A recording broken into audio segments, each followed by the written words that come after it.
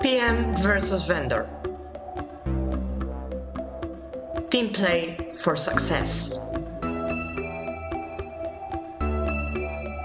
I'm Gabriela and I have been a certified bilingual translator English to French and Romanian since 2010. I consider myself a beyond words vendor and I love being close to my PMs.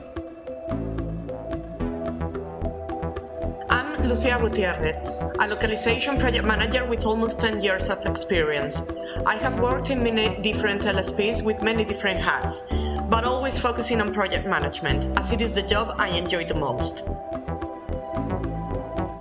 Hello everyone, we are back for another episode. Hello, Gabriela. Hello, everyone. Yes, so today we are covering a very relevant topic that I think it will be very interesting for my colleagues and for your colleagues. But let me start with a question, Lucia. What's my name? What's your name? Well, your name is Gabriela, but if I have to name you, most of the times when I talk about you guys, I refer to you as translators out of habit. But if I have to think about it, I would call you vendors. Everyone. Yes, because that includes everyone. That includes my linguistic vendors, that includes my engineering vendors, that includes my DTP and design vendors. So vendor is just the general one. Okay. So from my point of view as a vendor, I think our names involve so many things. There are people calling us linguists. I have colleagues calling themselves language leads. Others, they call themselves linguistic specialists. Others, language consultants. So I think there are 100 or thousands and one names out there for my colleagues, for the vendors, as you said. So at the end of the day, I think it actually comes to the thing: what are you doing? You know my mindset, and I maybe mentioned it a few times when I had conversation with colleagues and meetings. That at the end of the day, it's what you are doing, the final output. So, for example, you are only translating general stuff or technical stuff. You may call yourself a translator, okay? You are maybe localizing apps or websites, so maybe you are calling yourself a localizer. Like like myself, you are working with researchers and you are proofreading papers. You may call yourself a scientific proofreader, for example. But all this, to be honest, completely honest, I choose like for myself, I choose like a name. I don't know if it makes sense. So please let me know, Lucia. I'm calling myself a 360 degrees linguist, not a language consultant, not a language specialist, but a linguist. Because for me, I grew up with the idea of being a linguist. So, and I'm one of them now. So I don't know if it makes sense. So to cover all my professional hats, translator, certified translator, because I do normal translation, but I also do certified translation, localization, transcription, scientific reading. This for me. I don't know if I'm covering it all with the word linguist. This is why I put 360 degrees. Yes. I think as we all know that words shape our mindset as well. So if you call yourself a translator, then you might be positioning yourself just as a translator.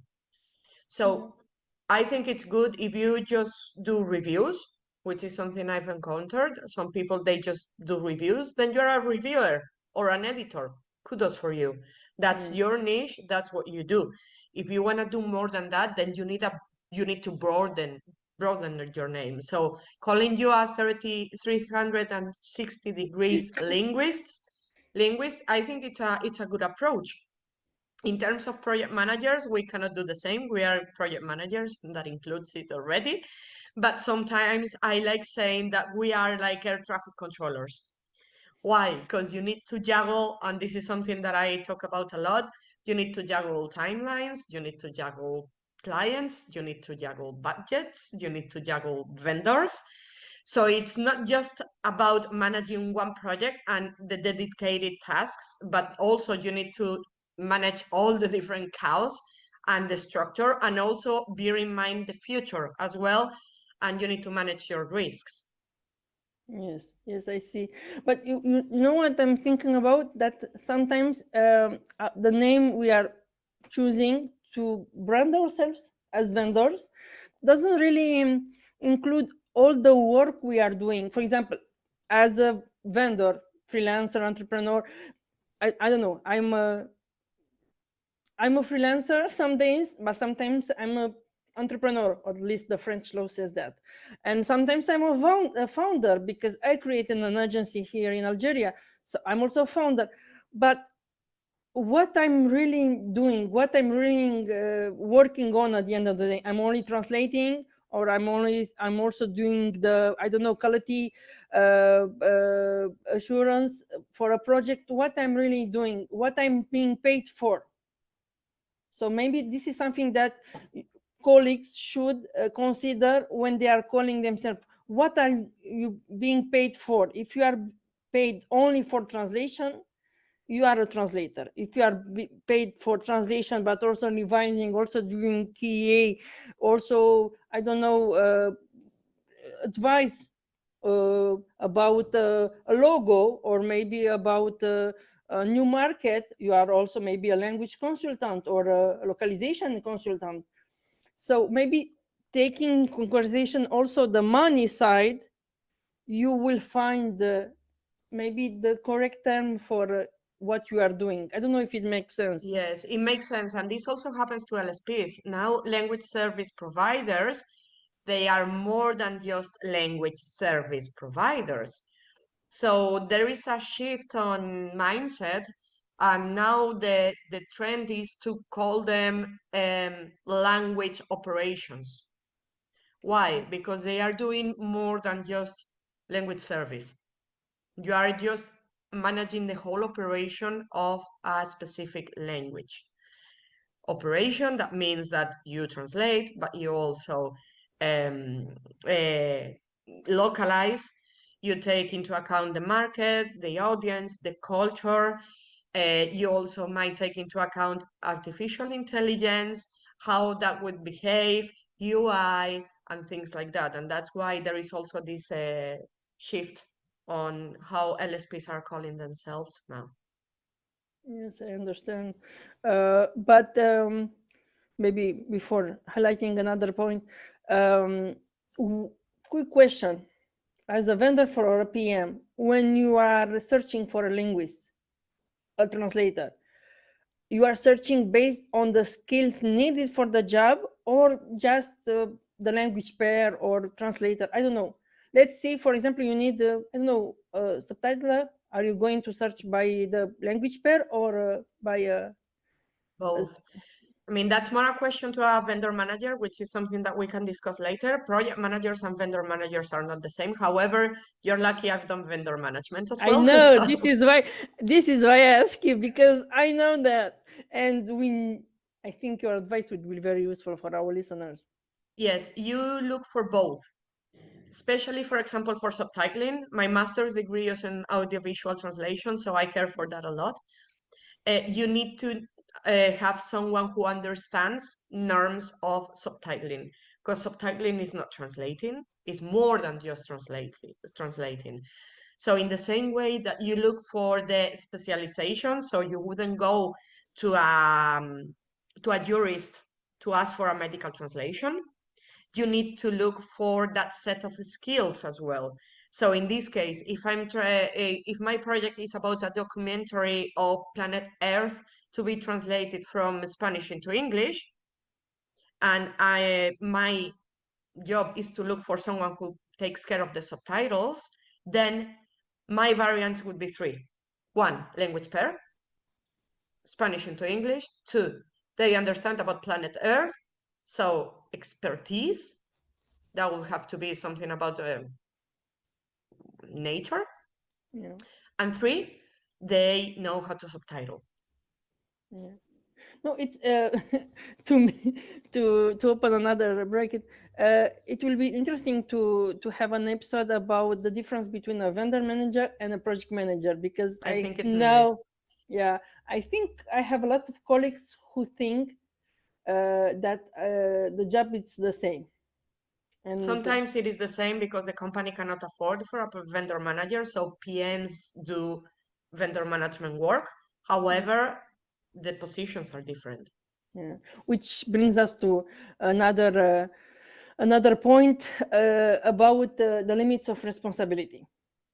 I don't know, in our shoes as vendors, when we should stop the help and just say we can do, I don't know, you paid me for translation, this is what I'm doing. But if you want to pay me for another thing, let's reconsider the rate. And when it comes to rates, maybe we'll do another episode about rates, because nowadays I notice a lot of posts about we should stop with rates per word, we should embrace hourly rate, etc. But this is for another episode. But for today's topics about how we are calling ourselves vendors, really, I think we really need to understand our responsibility. What are we responsible for? If you send you, Lucia, if you send me a project about subtitling that I'm not really doing, because as you said, you should be really specialized in it, and I know there are rules for subtitling as for, I don't know, other services in our industry, but you give me a responsibility, okay? You are paying me for that responsibility. But when you are asking me to do other things beyond this responsibility, I think the name changes, you know, Mhm. when Yes. when I change the, when I go beyond the responsibility you gave me. I'm no longer, you gave me a project about subtitling, I'm not longer a subtitler. If you ask me to adapt them, or to, I don't know, check the video afterwards, I don't know, many possibilities. So in that case, the name implies, as we said, implies the linguistic part of the name. It also implies the money part, the responsibility. The, there are a lot of factors in that name. Even if Mhm. it's on one word name, I think there are several factors that should be taken into considerations. Uh, Yes, but with what you're saying, Gabriela, it's also true that in the industry, we don't all understand the same. Let me yeah, give you an example. A reviewer. If I'm hiring a reviewer for a big project, for yeah, example, and imagine there were 5 translators and a single reviewer for the project, then some people might understand that they are reviewing and they are just looking for translation accurateness, for grammatical accurateness, but that's all. They review the text and that's it. In my case, I understand that reviewer also needs to give consistency to all the parts of the translation. Whereas I know some people don't understand the same thing. So it's also good to clarify at the beginning of the project what that person needs to do, or because I take it for granted and that's something human, I take it for granted because that's my understanding. If the other person is not understanding the same thing, then as always, we need to talk and we need to discuss and we need to leave the things clear. so let's talk about this, and I think you really put the light on a very important an important point. The way, and maybe this is again about vendor managers. Sorry, but you have experience. It's not my fault that you have experience in both sides. The way they are looking for translators, because they are looking for translators, but they want them to do MTP. Is that fair Yes. to put translator in the name of the job ad? Maybe you put directly MTP specialist. Yes, and that's something I do. When I send my projects, I always say, I have a new project for you as, and then I put what I want you to do as a translator, as a reviewer, as an editor, as a proofreader, as an MTPE, Yeah. as a post editor, that would be. So I always put that because I think it's important to clarify Yeah, what the task is, because obviously you're not gonna charge it in the same way. You will exactly. apply your post editor task for that job, or your reviewer, or your translator rate. So Yeah, it's important to clarify that as well. yeah. So yeah, I think going to the PM, the PM also has like other sides, which is to also limit when vendors expect too much. Like for example, if they expect, if some vendors they expect the PM to teach them how to use a tool. No, No, that's not the no. role of the PM. The PM is going to tell you this job is going to be undertaken in this tool, and it is your responsibility to get to know the tool, or if you're not willing to do so, decline the job, And which it is comes, fair. yeah, I mean, it comes what we, I think it was our first episode. We said that sometimes we need to, even if we don't want to say what we are thinking, sometimes honesty and transparency can help. For example, if they send you a project in a tool that you don't know, you have two options: refuse the job because you don't know the tool, or you can say, I don't really have much experience about this tool, but I will work to know this tool. And here's the trick question: will the PM accept a linguist that don't have a lot of experience with a tool? It depends, because some people they are more tech oriented, and they get used to tools easily. Some other people don't. So if I have a translator that they know they are really techy, I wouldn't mind if they tell me like, oh, I don't know the tool, but I will take a look, because I trust that they can get the gist of it. If I know the translator is not really techie oriented, I most likely say like, no, really, I would rather look for another person, because I know that that vendor could potentially make me, and I'm sorry for saying this, but waste time explaining the tool. Yeah. We will have an episode or several episodes about tools because I love them, but we will talk more about them. Yes, and And just I wanted to say also that PMs, they also do more than managing projects. They also yeah, manage I know. clients. Yeah, they also manage clients. So they are like account managers many times, and they need to grow accounts. So that's also part of account management. And they are also psychologists sometimes, because, there is an emotional side, because we are dealing with human beings. So behind all the deadlines, all the stress and everything, sometimes you need to calm a vendor because they are really anxious about not being able to meet your expectations, or you need to deliver feedback, which is also an emotional side because egos come on the way. So yeah, we are also psychologists sometimes. And this is why I always say be kind to your PMs, even if it's a PM from a LSP, even if it's a PM from a direct client, because even if you work with direct clients, a company directly, they have project manager or at least people dedicated to the localization or the translation, etc. So be kind, because they are people, maybe they are doing a lot of stuff that you are not thinking about. Maybe you think that they are only staying before a PC and they are organizing the project that they send you. So be kind. uh, this is from for my vendor colleagues. But to maybe sum up this episode, what I really like as a vendor, I really like that PMs contacting me is to really specify what they are needing. Not, hello Gabriela, I'm looking for a translator and the job is at MTP. Say it from the beginning. Hello Gabriela, we have an MTP project, and I want you to be a reviewer, a full reviewer, as you said, because sometimes people don't really understand that the reviewer should also look for consistency, etc. Is it too Yes. much to ask? No, but it's also true, Gabriela, that if you don't get that from the PM, you can always ask for clarification. So, especially for MTP tasks, it's good to clarify whether the PM is expecting full or light post editing, which is Very good. something that many times it's not said anywhere, and to what extent they expect that you go. So, if it's not said as usual, don't be afraid to ask. Good advice. Very good advice. Ask questions, guys. Really ask. I don't know if you have something else to add about Yes. No, this. I think we all do like things that are more than what our job position is. And this is why you And can't really give it a name.